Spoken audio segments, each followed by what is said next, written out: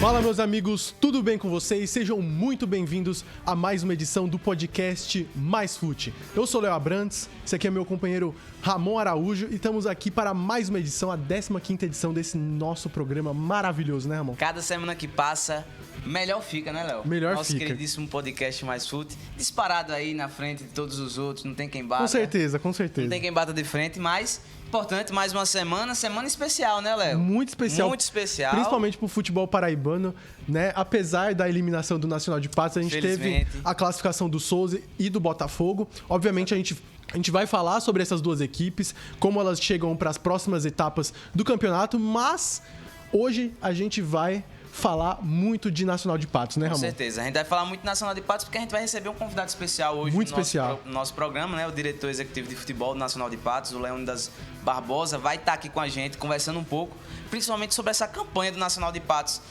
nessa Série D, Léo, que eu ouso dizer que, assim, foi uma campanha com muito brilho. Sim. Nacional de Patos se mostrou uma equipe muito aguerrida, superou inúmeras adversidades ao longo da competição. Infelizmente... A gente cansou de elogiar, né? Exato. Ave Maria. Eu não cansava de me assistir os jogos do Nacional de Patos. E, infelizmente, acabou saindo para a equipe aí realmente que está sendo a equipe a ser batida na competição, que é o Ferroviário, que ainda não perdeu, né? Mas a gente vai conversar justamente sobre como é que foi todo esse planejamento durante a Série D e principalmente como é que já tá as projeções pro ano que vem. Com certeza. Se você não conhece o podcast Mais Fute, eu convido você a ir lá no youtube.com/maistv, onde tá todas as edições do podcast. Tem aí um grande conteúdo para você conferir e acessar. Também estamos disponíveis no Spotify, no Amazon Music, Apple Podcast, Google Podcast, aonde for. Em todo lugar. O Mais Fute tá lá. Aqui a gente tem um compromisso para falar com o futebol, com a verdade, com a sinceridade. Como que é o nosso lema, Ramon? É mais conteúdo, mais qualidade, mais futebol. Isso é o quê? É o Mais Fute. Bora começar. Vamos embora.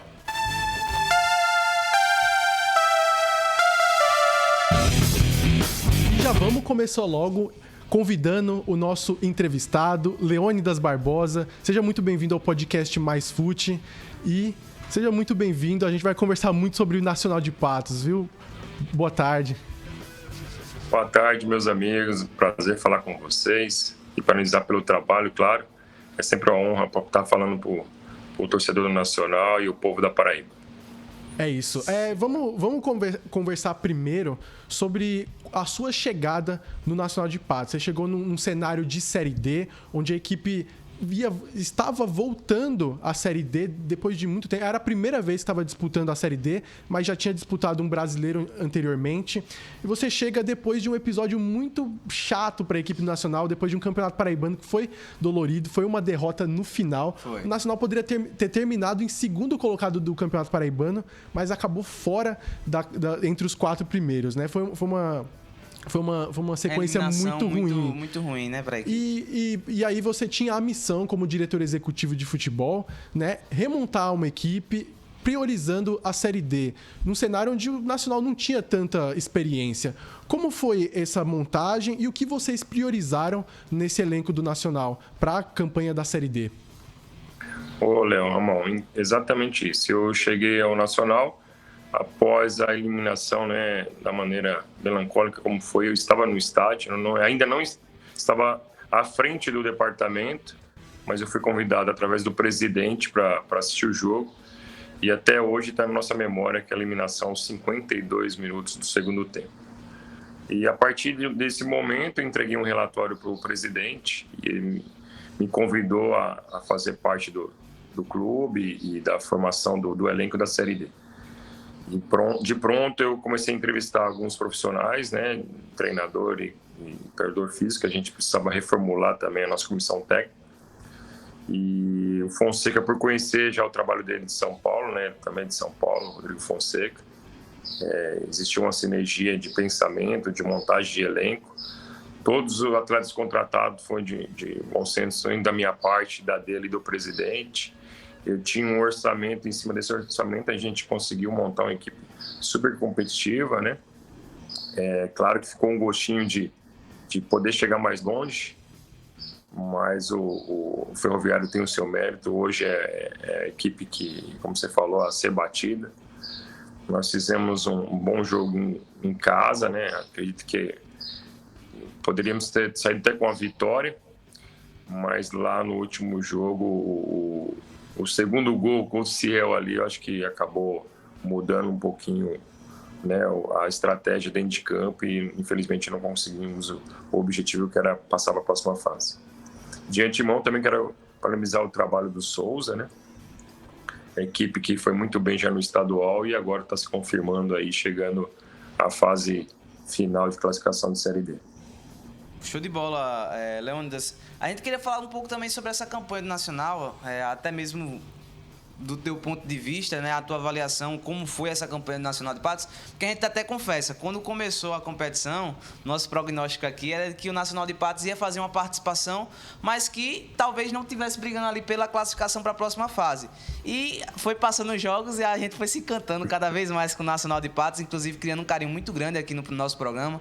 A gente sempre acompanhava os jogos do Nacional de Patos, sempre eram jogos assim, onde a gente via uma equipe que vibrava muito, que saía às vezes de situações adversas, como por exemplo aquele jogo, para mim, emblemático contra o Santa Cruz, dentro do José Cavalcante, onde a equipe estava com um jogador ao menos, 2 vezes atrás do placar e foi buscar o empate por 2 vezes.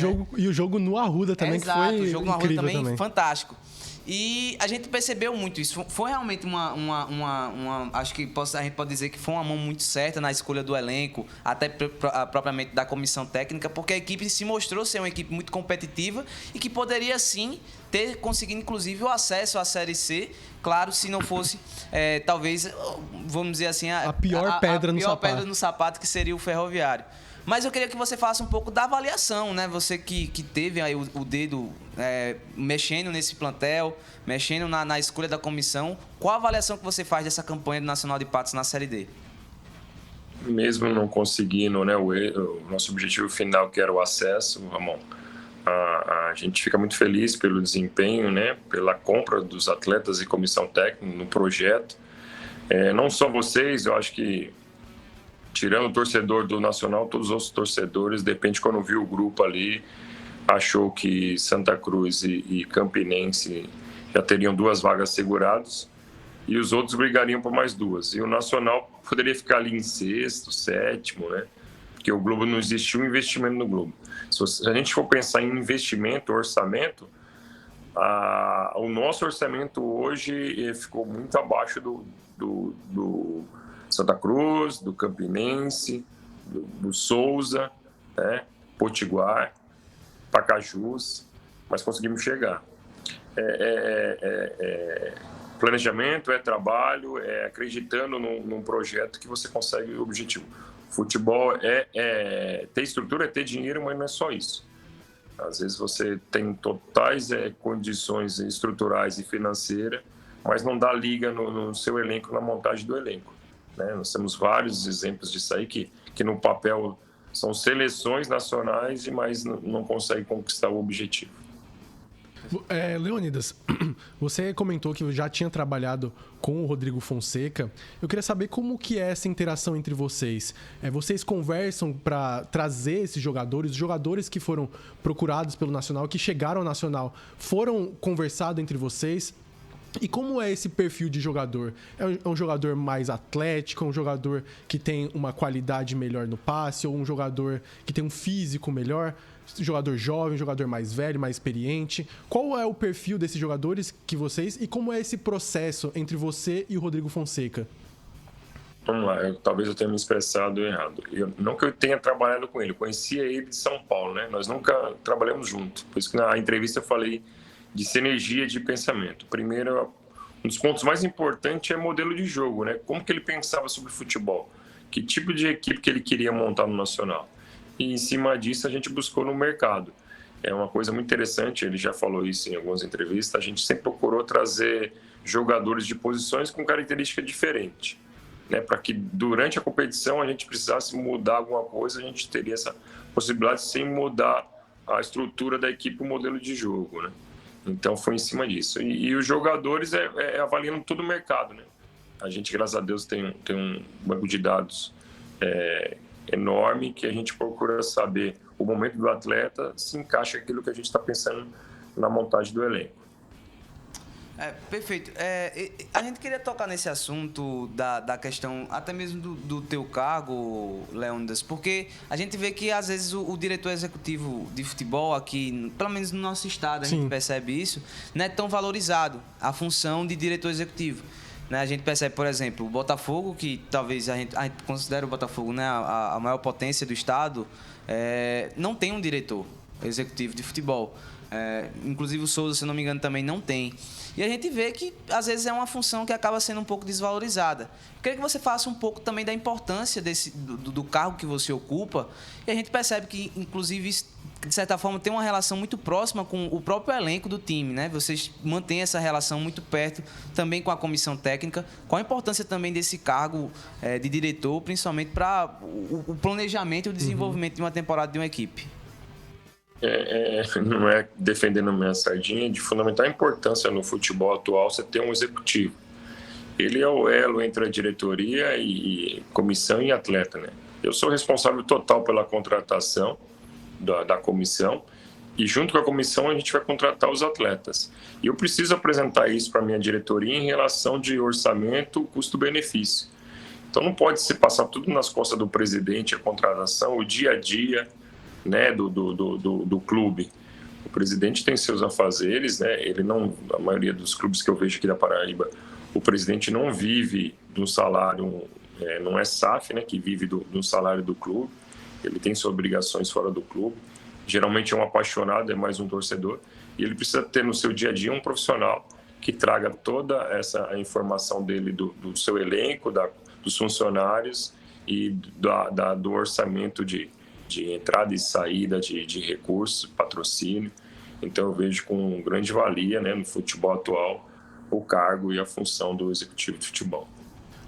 Leônidas, falando um pouquinho aqui sobre a realidade da Paraíba, obviamente não só as pessoas que estão aqui como as pessoas de fora sabem que a Paraíba tem um nível mais inferior aos demais estados, né? Até mesmo no ranking de federações, a Paraíba está entre as menores, né? É a que tem menos vagas, por exemplo, na Série D e na Copa do Brasil. Como a gente estava conversando aqui nos bastidores antes de começar, você é de São Paulo e você tem uma visão diferente, né, do futebol chegando agora na Paraíba. O que você acha que falta para a Paraíba dar aquele salto? Falta investimentos? Falta melhores gestões? O que precisa a Paraíba para ter um nível maior de futebol, de gestão, de tudo? Eu vou falar por esse período que eu estou aqui, né? Não dá para falar quando você está fora e só por comentário. Vivenciando isso, eu vejo que a presidente vem buscando, né, uma maior valorização junto à CBF, ela tem uma boa relação dentro da CBF. Acho que os clubes hoje eles precisam, né, ter um planejamento melhor, um profissionalismo no seu dia a dia, em todos os departamentos. Sendo assim, você vai conquistar o seu objetivo dentro de campo e o reconhecimento. Hoje, né, o Botafogo está brigando para voltar à Série B. O Botafogo, como você falou hoje, é claro que ele tem condições reais, uma disputa tão competitiva que é a AC, condições de acesso, o Souza chegando à Série C, e no próximo ano, quem sabe, uma outra equipe, para que junto às equipes e a nossa presidente da federação, buscar na CBF uma valorização no estado. Mas para isso, os clubes precisam estar mais profissionais, mais organizados, com planejamento e todos os departamentos com pessoas à frente profissionais do CAR.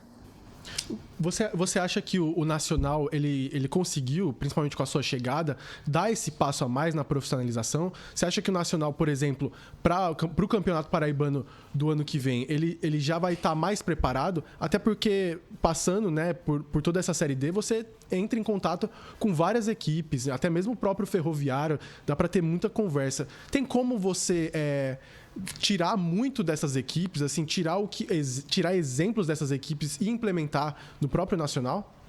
Claro, Léo. Esse é uma das coisas que você aprende diariamente, né? E com os cases de sucesso você tem que trazer para o seu projeto. E no Nacional não é diferente. O que o Nacional hoje precisa são parceiros, né? O Soélio, ele hoje é o maior investidor do clube. Sozinho, ele não consegue fazer muito mais do que ele já está fazendo. A gente busca novos parceiros para que o Nacional faça um grande estadual, né? No ano que vem, classifica novamente para um campeonato nacional e quem sabe aí para as competições como Copa do Nordeste, Copa do Brasil, quem sabe. Então, já aproveitando o gancho que a gente está falando justamente já de expectativa para a próxima temporada, a gente sabe que a eliminação ainda tá muito recente, né? Foi no domingo. Mas eu queria saber, já começou o planejamento para o Campeonato Paraibano 2024? Rodrigo Fonseca é uma prioridade para continuar no cargo? Você já teria alguma resposta do tipo para a gente? Então, irmão, quando você faz uma campanha dessa, né, como nós fizemos, a comissão técnica é a primeira procurada, né? No Brasil é assim, né? O treinador ganha um jogo, ele já é procurado por um amigo. Perdeu, a torcida já pede para você mandar ele embora, né? Então, o objetivo agora, é claro, é a permanência da comissão técnica, o Rodrigo e o Wallace, que foram os dois que vieram de fora, né? E depois a reformulação do elenco. A gente sabe também que no nosso elenco tem jogadores aí que chamam muita atenção e deve receber convite de outros mercados, mas a gente conversando logo após o jogo, na viagem de volta a Patos com a comissão, a gente entende que seria ideal a gente manter pelo menos 70% a 80% do nosso elenco para o estadual. Mas isso não foi discutido ainda com o nosso presidente. Acabou o jogo, o presidente tinha compromisso em São Paulo, ele não retornou com a gente. Ele deve estar vindo da Patos no final da semana para a gente, de fato, definir o planejamento de 2024. Perfeito. Beleza. E só mais um detalhe também que muito se falou e muito a gente viu nessa campanha sobre o calor da torcida de Patos, né? As pessoas comentam muito sobre como o José Cavalcante é um verdadeiro caldeirão. Você vindo de fora, como foi essa sua experiência na cidade de Patos e também no próprio José Cavalcante, com a torcida do Nacional? Léo, foi muito bem recebido, né? Todos em Patos. E a torcida é algo de agradecer diariamente. Para vocês terem uma ideia, no último jogo eles foram até Fortaleza, saindo 4, 5 horas da manhã e chegando em Fortaleza, né, apoiando a equipe. Então, quero mais uma vez agradecer ao nosso torcedor. Sem dúvida alguma, foi o 12º jogador. Tivemos dificuldades, né, na primeira fase, e eles sempre acreditaram e sabiam que a gente ia classificar. E hoje nós devemos para eles. A gente vai buscar esse acesso aí no futuro, quem sabe. Uma última pergunta, acho que aqui para finalizar. A gente tá tendo a impressão, não sei se você também tem essa impressão, Leônidas, mas o José Cavalcante tá começando a ficar pequeno pro tamanho da torcida do Nacional de Patos. O Sueli já fala em alguma reforma do estádio? Tem algum planejamento aí dentro do clube para aumentar, ter essa expansão do José Cavalcante? Porque tá com muito torcedor para um estádio ali, precisa comportar mais gente, porque a torcida do Nacional tá muito grande. Estive falando já com o pessoal da direção de esporte. O estádio hoje é municipal, né? E foi repassado ao nosso prefeito. Existe um projeto de ampliação, sim, reforma. Hoje o gramado do José precisa, primeiro passo que tem que ser dado ali no José, é o gramado, né? Uma equipe, tanto do Nacional como do Esporte de Patos, precisa ter um piso melhor para se jogar futebol. E, claro, modernizar, ampliar. Isso está no projeto da gestão pública aqui, sim. Já conversei com o prefeito também, ele tem isso como projeto para o ano que vem. Perfeito. Valeu, Leônidas Barbosa, diretor executivo de futebol do Nacional de Patos. Muito obrigado aqui pela participação no podcast Mais Fute. E com certeza a gente vai conversar na temporada que vem para falar um pouquinho de futebol paraibano, do Campeonato Paraibano de 2024, né? E sucesso aí à frente do Nacional. Eu, mais uma vez, agradeço vocês pelo convite e vou acompanhar vocês aí. Parabéns pelo futebol. Precisa de ideias novas, pessoas novas e o crescimento é diário. Parabéns mais uma vez. Valeu, Leônidas. Obrigado também ao vice-presidente nacional de Patos que fez essa ponte, né, entre a gente e o Leônidas, o Luan Gomes. Agradecimento a ele também, que também ajudou nessa entrevista de hoje. Obrigado demais, Leônidas. Abraço e sucesso aí, viu? Valeu, Leônidas. Valeu, um abraço. Tá aí.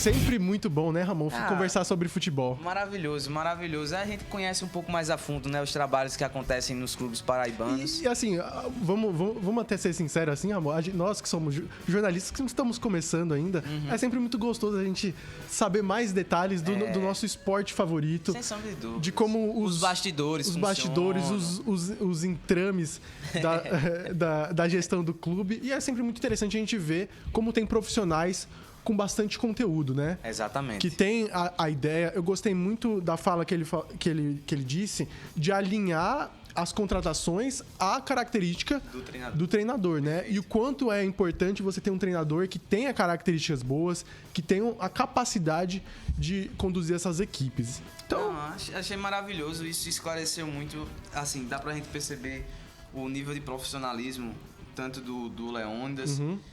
E a gente consegue entender também o sucesso dessa equipe nacional de Patos nessa Série D, porque o bate-papo que a gente teve com ele esclareceu justamente isso, né? Todo o planejamento, o trabalho, junto à comissão técnica.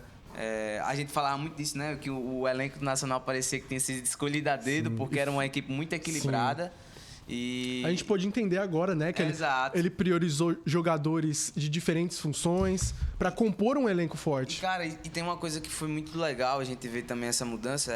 Eu acabei não perguntando, mas é notável pela conversa que a gente teve com o Leônidas.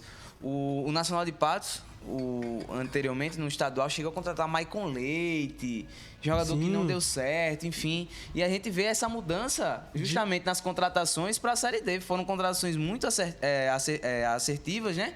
E realmente escolhidos a dedo, bem pensado. Não era porque o jogador tinha nome que trazia, isso, né? Não era qualquer coisa, né? Existia um planejamento, existia uma ideia pensada por parte ali da comissão. E é muito bacana a gente ver esse tipo de trabalho lá. Muito bacana. Vamos de assunto, Ramon? Vamos embora.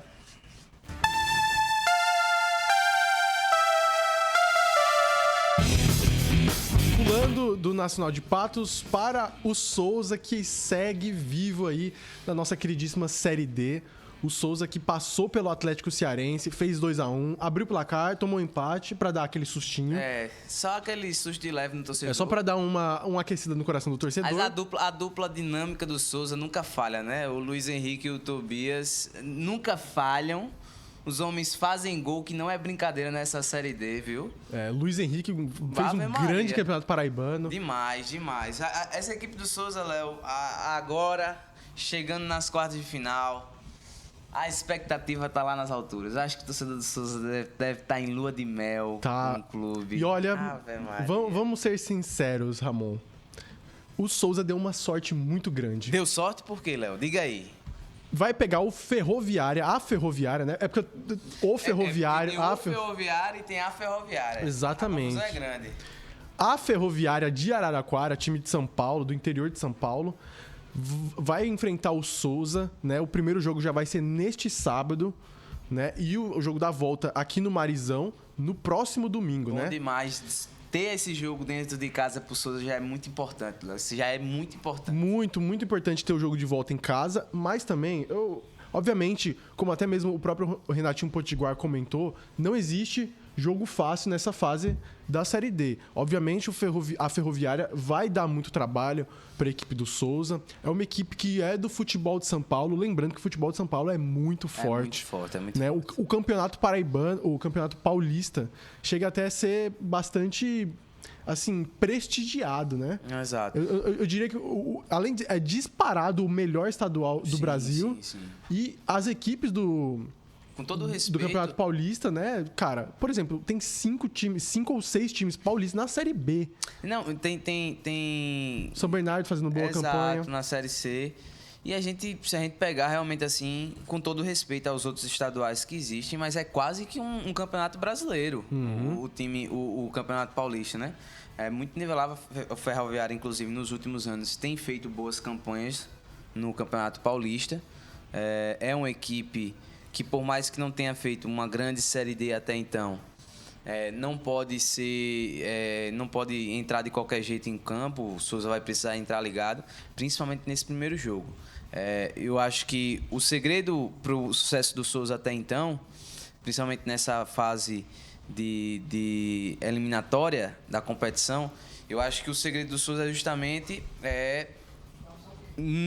não perder o time dos jogos. Eu acho que se o Souza se desligar um pouco, nessa partida contra o Ferroviária, talvez seja mais fatal do que nos últimos 2 jogos. Sim. A primeira partida do Souza foi contra o Falcon, né? E? O Souza poderia ter ganho o primeiro jogo e por um deslize, uma desligada do Souza, o Souza acabou perdendo a oportunidade de sair já com uma vitória. E no segundo jogo... eu diria que até no primeiro, o Souza poderia ter perdido. Exato. Porque foi muito perigoso, tomou muitos contra-ataques, né? A gente já falou aqui como o Souza, aqui no podcast, como o Souza é uma equipe que gosta de jogar pra frente, que tem esse estilo de jogo do Renatinho Potiguar. E por mais que seja bonito, por mais que seja vistoso, também tem os seus perigos, assim como qualquer outro estilo de jogo. E os perigos que tem uma equipe que joga pra frente é justamente esse contra-ataque, perder a bola e tá ali com muito espaço pro adversário atacar. O Souza tem alguns momentos assim onde ele vacila. Não é uma equipe até o momento segura. Foram 3 vitórias e um empate na competição. Mas é uma equipe que... Na segunda fase, né? Se a gente vê, por exemplo, tomou gol todos os jogos, sabe? Fez gol todos os jogos, mas tomou também. É uma equipe que tem que tomar um pouquinho de cuidado, principalmente nessa fase. Mas assim, Ramon, pra ser bem sincero, eu acho que o Souza jogou da sua maneira até agora, ela tem que manter. Tem que manter, não pode mudar o estilo de jogo. É o que fez o sucesso do Souza ao longo de toda a temporada. O Souza, na minha percepção, eu creio que você também concorda, Léo, é mais time que o time da Ferroviária. Uhum. Até porque a Ferroviária, só interrompendo aqui rapidinho, a Ferroviária terminou em 4º colocado do grupo G3. Olha aí. Então, cara, é muito... Não, e eu digo mais, viu? Eu digo mais. Preste bem atenção no que eu vou dizer. O Souza, e a minha expectativa é essa, não vou dizer que é a expectativa do início do campeonato, tá, gente? Que aí também eu estaria mentindo.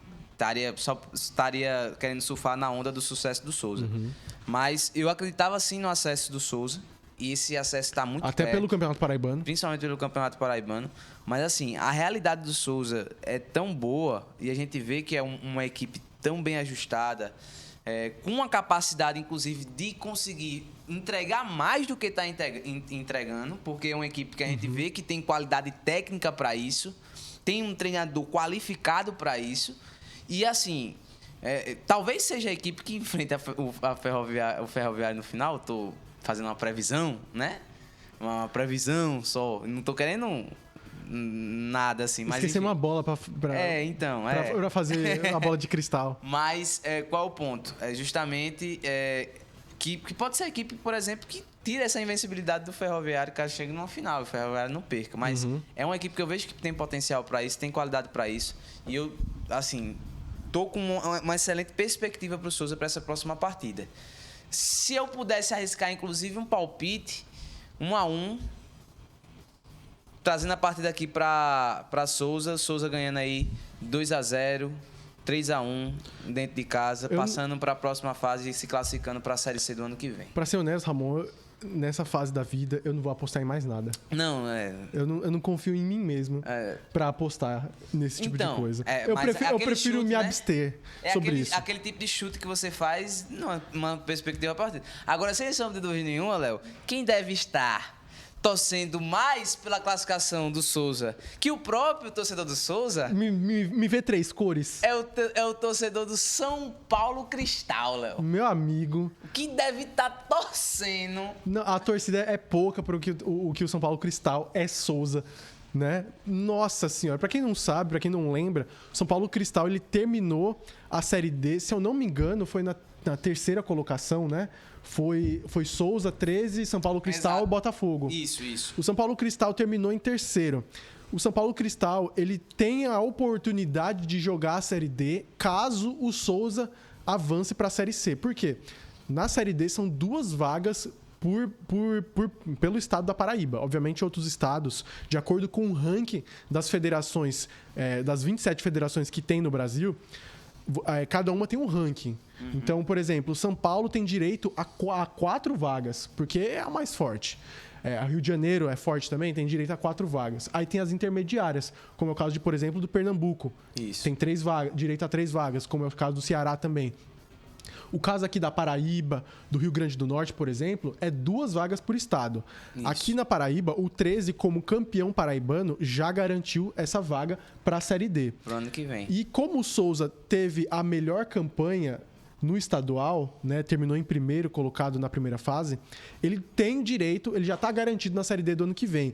A não ser que ele avance a Série C. Aí a vaga é repassada para o outro melhor colocado, que seria o São Paulo Cristal. Lembrando que os times que estão na Série C não contam, então o Botafogo não entra nessa matemática. Exatamente. Como foi o caso do Campinense nesse ano, que como ele veio rebaixado da Série C. ele já entra automaticamente. Então foi por isso que esse ano a gente teve 3 paraibanos na Série D. Mas Exatamente. é um caso especial. É um caso muito específico, né? E assim, já dando minha opinião sobre o jogo, eu acho que o Souza vai passar da Ferroviária. Sinceramente, eu acho um confronto até mais fácil do que esse último que o Souza enfrentou, né? Eu acho que, na verdade, acho bastante equilibrado. Sim, sim. É bastante equilibrado, mas é porque o que a Ferroviária fez na fase de grupos não me convence, porque ele está no grupo G, passou Patrocinense, Maringá, Inter de Limeira, que também é de São Paulo, Sim. e a Ferroviária. Num grupo que não era muito forte, era um grupo fraco, que ainda tinha Craque, 15 de Piracicaba, Cascavel. Não é um grupo forte, inclusive todas as equipes já foram eliminadas. Exato. E a Ferroviária terminou em quarto nesse grupo. Não, e aí é o ponto que eu digo também, né, Léo? Diferentemente da equipe do Souza, que pegou o grupo mais equilibrado, inclusive. Muito equilibrado. Da Série D. Não só em questão de pontuação, mas em questão de nome, né? Nome também, Tinha as Santa equipes Cruz, bastante equilibradas. Campinense, equipes fortes. E aí você pega a campanha do Souza, líder do grupo, e em vários momentos nós podemos ver o Souza fazendo aquilo que sabe de melhor, conseguindo alcançar um nível de futebol, de competitividade grande na competição, que aí é aquela realidade. Você vê uma equipe que não conseguiu, durante a competição, mostrar um brilhantismo, e uma outra que, por vários momentos na competição, conseguiu demonstrar isso. Sim. Então, você vê nessas duas realidades, você vai pesar mais para o lado em que você conseguiu ver realmente aquilo que é diferente, aquilo que brilha mais. Então, por isso a nossa perspectiva aí também, não só porque é uma equipe paraibana, mas por tudo que o Souza vem apresentando ao longo do ano. Então, é isso. É torcer agora, e aí eu faço o convite a todos os torcedores paraibanos, porque isso, para o desenvolvimento do esporte na Paraíba, a gente está pensando, né, Ramon? É gigantesco, exato, é gigantesco. A gente está pensando em pegar as malas. E Ave Maria, se eu puder, rapaz. Eu tô pensando em descer na limusine de Marcelo Gomes. O dinheiro entrando em setembro, oxente. Eu tô pensando em pegar a limusine de Marcelo Gomes e ir lá pro sertão. Você já sabe que chegar lá em Souza, dizer que conhece Marcelo Gomes, a porta do estádio abre assim pra você entrar. Na hora, meu amigo. Na hora, meu patrão. Em Souza. O homem Juro manda. pra você, eu fui com meu pai esses dias, abastecer o carro, aí meu pai falou assim, então, eu conheço Marcelo Gomes. O frentista falou, meu amigo, tome minha carteira. Exatamente assim. O que tem moral esse homem lá em Souza não é brincadeira. Mas só pra finalizar esse assunto do Souza, eu disse no começo que o Souza teve muita sorte. Por que teve muita sorte? Porque, cara, porque ele poderia ter enfrentado Atlético Clube.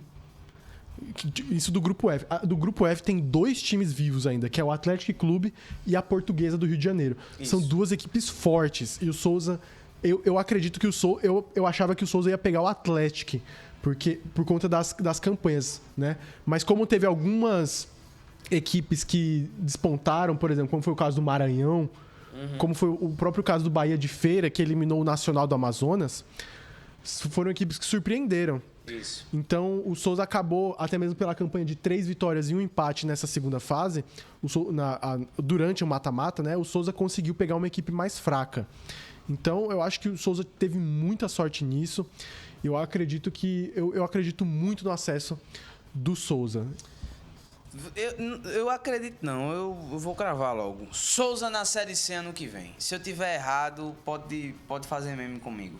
Eu vou fazer, hein? Pode fazer meme comigo. Eu tô cravando, eu confio nessa equipe. Essa equipe joga demais. Léo. Olha, eu não vou cravar nada, Eu cravo. mas Ramon crava. Então, cobrem dele, tá bom? Pode cobrar. Se eu errar, pode me cobrar. Qualquer coisa a gente faz um funeral aqui. Faz, Ave Maria. Vamos mudar de assunto logo? Vamos embora.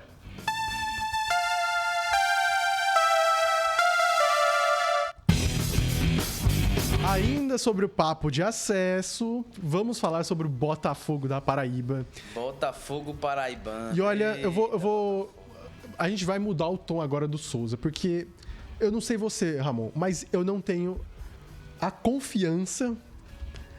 Tocou na ferida, Léo. Eu não tenho a Aí confiança é sacanagem, velho. que o Botafogo vai conseguir chegar na Série B, se vai ter competitividade de lutar por essa vaga. Tá Então, garantido, cara. tá garantido na próxima fase, mas foi porque os outros não conseguiram. E também, obviamente, porque o Botafogo veio de uma sequência de vitórias e isso deu muito fôlego pro Botafogo. Assim, nós temos que elogiar, claro, não posso também só fazer as críticas, né? Porque o Botafogo é uma das poucas equipes que passou, basicamente, toda a Série C dentro da zona de classificação para a próxima fase. Isso é realmente um feito importantíssimo para uma equipe que está buscando esse acesso à Série B. É um feito gigantesco, mas ao mesmo passo que isso é um grande feito, o Botafogo deixa muitas dúvidas no seu torcedor. Muitas. O torcedor, claro, deve estar extremamente contente, entusiasmado com a próxima fase da competição, Acho que mas até ao mesmo- mesmo tempo está desconfiado. Eu acho até mesmo pela perspectiva, né? O quanto a gente bateu no Botafogo após o Campeonato Paraibano, do quanto a equipe, as perspectivas para a Série C eram muito baixas e a equipe realmente se superou. A questão, eu acho, do Botafogo é que há um trabalho acontecendo. Aí, o trabalho do Surian é bom, o Surian mostrou muitas qualidades, a equipe não é perfeita, obviamente, tem muitas lacunas, obviamente, tem alguns jogadores também que não conseguem tomar a frente da equipe, sabe? E elevar o Botafogo. O Botafogo tem problemas também, como a gente já comentou aqui, no comando do ataque, na centroavância, como também na defesa. Então, o Botafogo tem muitas lacunas, mas isso não impede do Botafogo fazer uma boa campanha e do Surian fazer um bom trabalho. O que eu vejo, o que eu enxergo, eu acho que o Ramon também, é que o Botafogo, o processo do Botafogo tá acontecendo. Não quer dizer que vai chegar nessa temporada. Existe a expectativa do próprio torcedor e o torcedor ele não pode também ser levado 100%, né, na sua avaliação, porque vem aquela questão, né? Estamos há 10 anos na Série C e eu entendo o torcedor por isso também, né, por essa perspectiva. Estamos há 10 anos na Série C, tantas equipes aí que enfrentamos, inclusive aí é um detalhe que eu sempre levanto, né?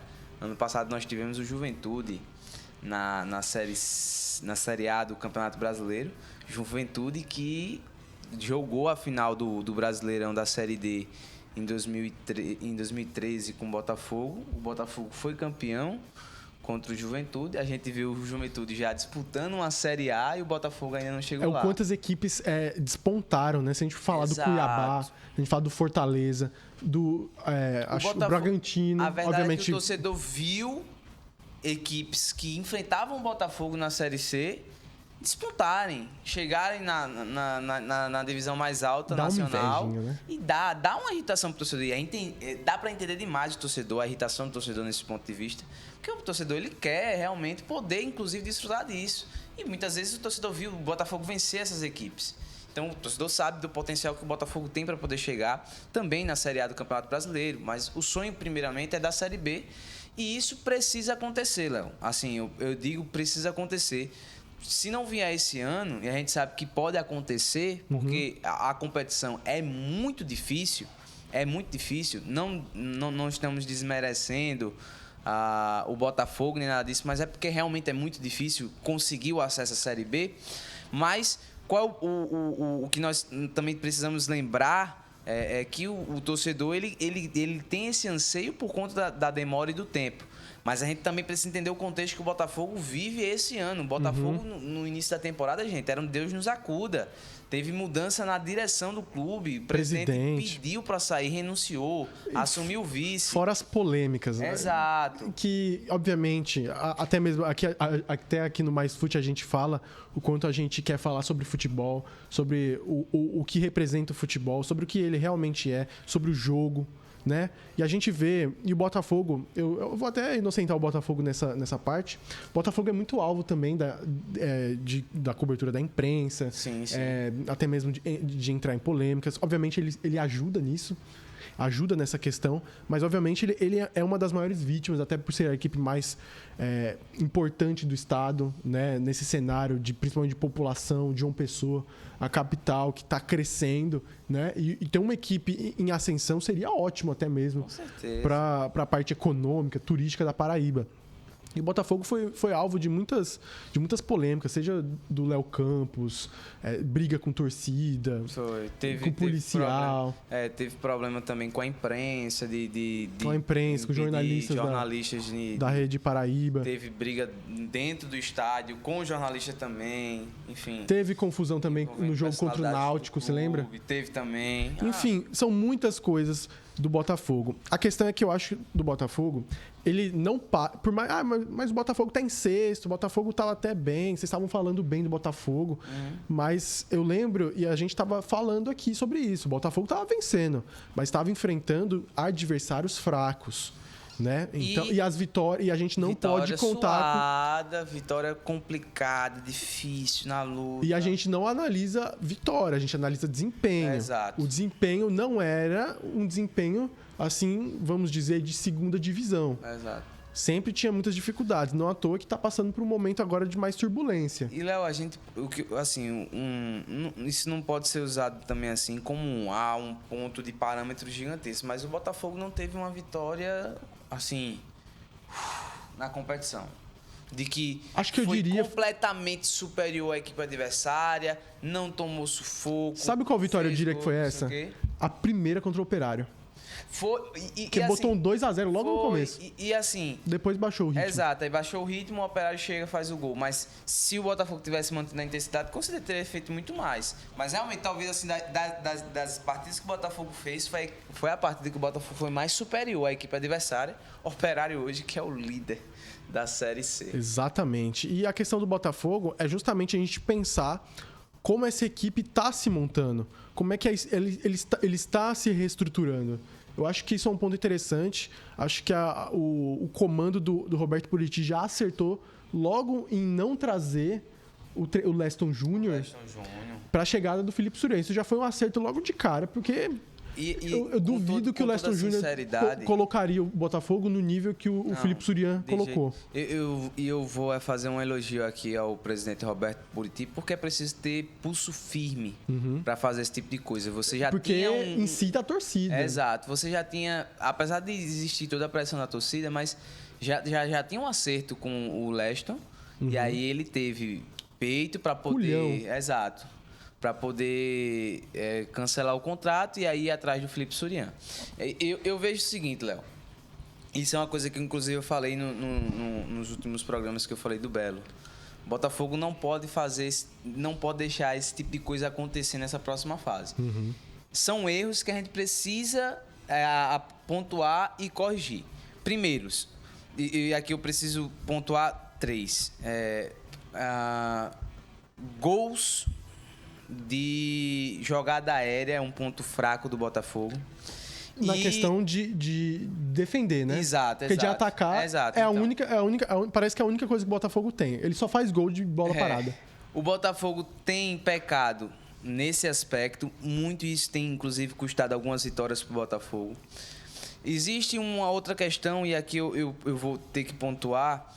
Eu gosto bastante do meio de campo do Botafogo. Gosto, inclusive, bastante do Netinho. Acho que é a melhor coisa que o Botafogo tem. Netinho e Wesley Dias, né? Isso. São dois jogadores ali muito bons. Mas, assim, o Botafogo, infelizmente, ele deixa muitos espaços. E ali é justamente onde é o setor mais frágil do Botafogo, que o Botafogo tem mais sofrido nesse campeonato. É justamente naquela entrelinha que tem entre o meio de campo e a zaga. Esse é uma parte do campo onde o Botafogo tem se prejudicado bastante, tem tomado muitos gols em bolas recebidas nessa região, nesse setor do campo, onde a gente chama já basicamente o terceiro setor do campo, que é da linha do meio de campo, é um pouco mais próximo da meia-lua. Entre o meio-campo e a meia-lua. Exato. E aí já é mais perto ali. E eu sei por quê, Ramon. Diga aí. Porque o Botafogo, muitas vezes, ele tem essa necessidade de pressionar lá na frente. Perfeito. Ou seja, quando isso é feito de uma maneira errada, você acaba, por exemplo, vamos dar um exemplo. Os 3 atacantes avançam para fazer essa marcação, só que às vezes os meio-campistas não acompanham ou a própria linha defensiva não acompanha. E aí, se a equipe conseguir, sei lá, dar um balão, um desvio de cabeça, às vezes o jogador já pega com espaço, com campo para correr. Exato. O Botafogo toma muito gol de contra-ataque também, viu? E assim, não querendo julgar a escolha pela pressão. Eu sou completamente a favor. Se fosse treinador, Sim. O meu estilo de jogo seria o Gegenpressing. Você conhece o Gegenpressing? Gegenpressing é o estilo do Jürgen Klopp. Ou seja, pressão intensa na bola. Filho, eu quero a bola, acabou. A todo custo. A todo custo, pressão, não deixar os caras respirar.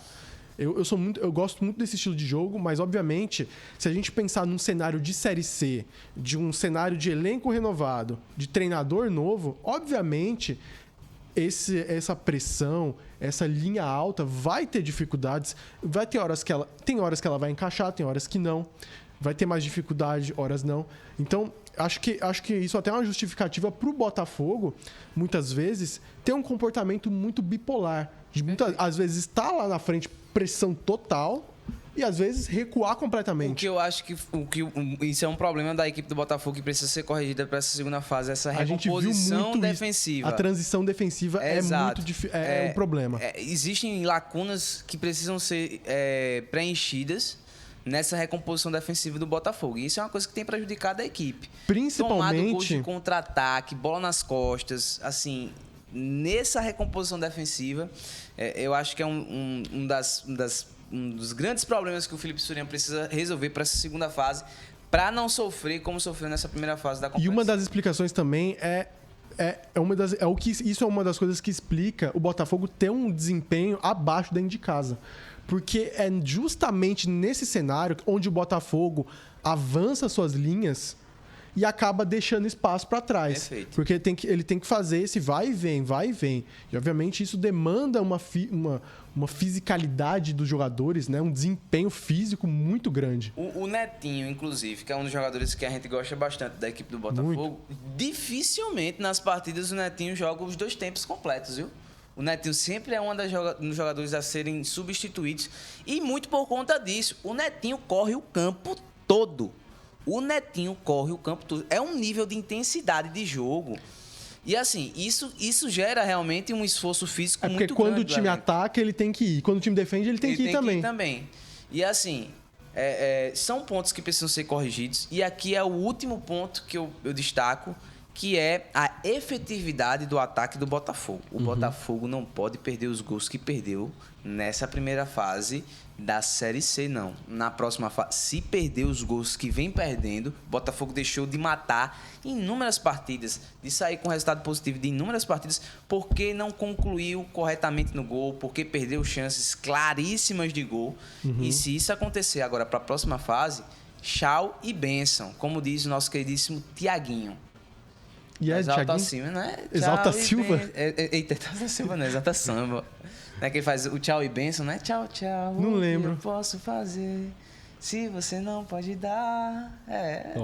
Amor também canta. Você é cantor, né, amor? Eu sou de tudo um pouco, né, Léo? Você quer fazer sua propaganda aqui no podcast? Tá bom demais, assim. Só uma palhinha, né? Você, Ramon, além de ser um grande Ramon comentarista. Voz de Veludo. Sou conhecido como Voz de Veludo. Ramon Araújo. Delícia. Ai. Mas só para encerrar essa questão do Botafogo, nos próximos programas a gente vai conversar mais justamente sobre essa questão da próxima fase da Série B, né? Da Série B, já tô pensando lá. Se Deus queira. Dessa próxima fase da Série C, porque tem muitas equipes interessantes e tem um cenário muito curioso. A gente vai explorar ainda mais, a gente vai também colher. Vamos ver como é que vai ficar, né? Porque vamos ver que em posição o Náutico pode entrar. O Confiança ainda tem chance de entrar. Olha só, Léo, eu vou citar só um ponto aqui antes da gente continuar, mas... Pegar o beco? Não, o Náutico ele pode ficar de fora da próxima fase da competição e se isso acontecer, só o Sport Clube, vamos dizer assim, vai ter tido um ano, vamos dizer assim, de sucesso. Sim. Porque o Retrô não conseguiu a classificação para a Série C. Mas se o Sport Santa bobear, Cruz sem divisão nacional. O Retrô, que é uma grande equipe, também foi deixado para trás, entendeu? E aí o Retrô, seria talvez o ano Você do entendeu Sport, o que eu quis dizer? É verdade. Foi deixado para trás, Retrô. Mas... Tem disso, né, Léo? Tem disso. Mas é isso, bom destacar também que a gente está dando esses conselhos, esses papos sobre o Botafogo é justamente para o torcedor ficar atento. Isso. Né? E quando for cobrar, porque o torcedor tem que cobrar. Tem que cobrar. E quando for cobrar o que é certo. Não é ficar cobrando coisas aleatórias ou algo que não esteja relacionado. É cobrar aquilo, é cobrar a execução correta e cobrar o que se deve mesmo do time, né? E a torcida merece. Nessa temporada aí, pode dizer que o torcedor do Botafogo tem todo o direito de cobrar. Quase 8 mil pessoas no Almeidão. Meu amigo, o que tem de enchido ali o Almeidão não é brincadeira não, viu? O torcedor tem que cobrar mesmo porque tá gastando dinheiro, tá indo prestigiar o clube, tá se associando. Comprando uniforme. Exatamente. Então, realmente o torcedor tem total direito de cobrar sim. E é claro, a gente sempre fala isso aqui cobrar da maneira correta, não é através da violência, nem nada disso, não. Jamais. Mas cobrar da maneira correta porque quando você o que cobra, deve ser realmente cobrado, né? E quando você cobra, porque quando você cobra com violência, você acaba perdendo. Sem dúvida. Obviamente a gente sabe o quanto é difícil, o quanto é frustrante algumas coisas, principalmente nesse futebol que a gente vê algo muito industrializado, né? Muitas equipes cedendo à própria indústria, até mesmo porque a indústria cobra de você. Isso. Né? Então, não tente resolver com a violência, né? A gente teve problemas lá no jogo com a torcida do Confiança, né? Exato, teve essa confusão aí, chato. E eu ouvi dizer também, que sobre relatos de quem estava no estádio, de que a torcida do Belo foi tentar ir atrás. Não é bom, não tentem resolver isso, porque não ajuda o clube. Exato. Tá certo? Inclusive agora, se perder, por exemplo, acontecer questão de confusão e perder nessa próxima fase a presença da torcida no estádio, que vai ser o 12º jogador do Botafogo. Não é interessante. Então, imagine perder um mando. Nossa, não, esquece. Vamos se concentrar e torcer demais pro Botafogo nessa próxima fase, que se Deus quiser essa classificação para a Série B finalmente vai sair. E é isso, né, Ramon Araújo? Demais, meu querido amigo Léo Abrantes. Maravilhoso o podcast de hoje. Gostou? Demais. Hoje, eu gostei da parte que a gente foi fazer análise tática dos jogos. Meu amigo. A gente fazendo análise tática, fazendo análise do desenvolvimento dos jogos, os pontos fracos, positivos. Olha, nós somos muito bons analistas. Eu acho que se o Botafogo quiser contratar a gente estamos aí, viu? Pra equipe de análise de desempenho. Olha, estamos Botafogo, aí. Nacional, né? A gente conversou aqui com o diretor. Se ele estiver precisando. Eu já fiz um curso de análise de desempenho, sabia? Eu vou começar agora do nosso queridíssimo Rafa Scout. Pronto, se você conseguir pegar o contato dele, vamos fazer uma entrevista com ele. Se eu pegar o contato de Rafa, eu puxo geral, porque eu gosto demais do trabalho dele. Muito bom, também já vi uns aulão dele. Sempre muito interessante falar de tática sobre futebol. E aqui o Mais Fute é esse espaço pra gente falar sobre isso. Sem sombra de dúvidas. Então, se você tá acompanhando até aqui, se você acompanhou só um trecho, muito obrigado pela sua participação. Eu agradeço demais, nós agradecemos demais. E semana que vem tem mais um programa especial pra vocês, tá certo? Valeu, um abraço e até a próxima, viu? Um beijo na alma. Valeu.